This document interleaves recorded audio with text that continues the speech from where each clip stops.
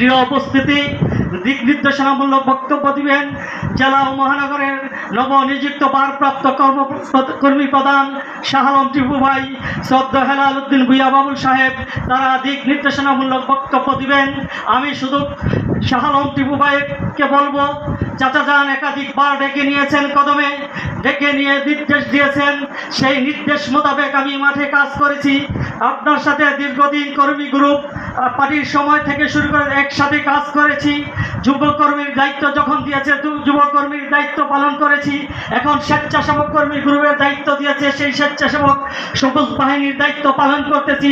সবুজ বাহিনী এমন একটি সংগঠন, যখন বিশ্ব জাকের মঞ্জিলে কোনো সংগঠন ছিল না, বিশ্ব জাকের মঞ্জিল পরিচালনা করেছেন বিশ্ব আলী খাজা বাবা ফরিদপুরি কেবলাজান হুজুর পাক সবুজ বাহিনীতে, সেই স্বেচ্ছাসেবক সবুজ বাহিনীর দায়িত্ব দিয়েছেন।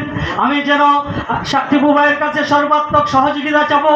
এই স্বেচ্ছাসেবকের কর্মী বিশ্ব জাকের মঞ্জিলে প্রয়োজন, কারণ সবুজ বাহিনী মাঠে শৃঙ্খলাবদ্ধের জন্য মাঠে কাজ করে, মাঠে দায়িত্ব পালন করে। আপনার কাছে আমি দাবি করব, স্বেচ্ছাসেবক সবুজ বাহিনী নারায়ণগঞ্জে একটি দুর্বল সংগঠন।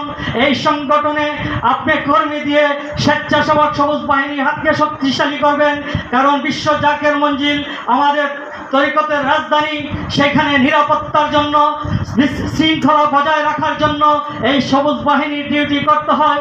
আপনি আমাকে এই স্বেচ্ছাসেবক সবুজ বাহিনীর সংগঠনকে নারায়ণগঞ্জ জেলা মহানগরে একটি শক্তিশালী সংগঠন করে দিবেন। আর টিপু ভাইয়ের কাছে আমি দাবি করব যে এইভাবে চাচা যান চেয়েছে, নারায়ণগঞ্জকে একটি ঐক্যবদ্ধ মডেল হিসাবে চেয়েছেন, সেই চাচা যানের সেই চাওয়াটা আমাদেরকে পূরণ করতে হবে, কারণ আমাদের ভেদাভেদ ভুলে যেতে হবে। ঐক্যের বিকল্প নাই, ঐক্য ছাড়া এদেশে কোনো বিজয় নিশান উঠতে পারে না।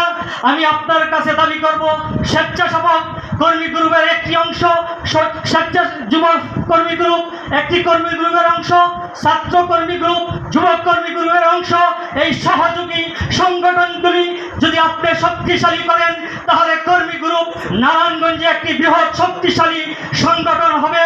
যেই সংগঠন চাচা মিয়া চেয়েছে, নারায়ণগঞ্জ থেকে আমরা সেই সংগঠন চাচা মিয়াকে দয়া করে উপহার দিতে চাই। ঐক্যবদ্ধ হয়ে আমরা একসাথে কাজ করে নারায়ণগঞ্জ থেকেই কর্মী গ্রুপের মডেল যেটা চাচা মিয়া চেয়েছেন, দয়া করে আমরা চাচা মিয়ার হুকুম মাথায় নিয়ে যেন আমরা ভেদাভেদ ভুলে যাই। একটি প্রোগ্রাম হলে সকল সহযোগী সংগঠনকে দাওয়াত করলে 10 জন করে লোক আসলে 3টি সংগঠন থেকে 30 জন লোক হয়। আমরা এক সংগঠনকে দাওয়াত দিব, আরেক সংগঠনকে দাওয়াত দিব না। সেই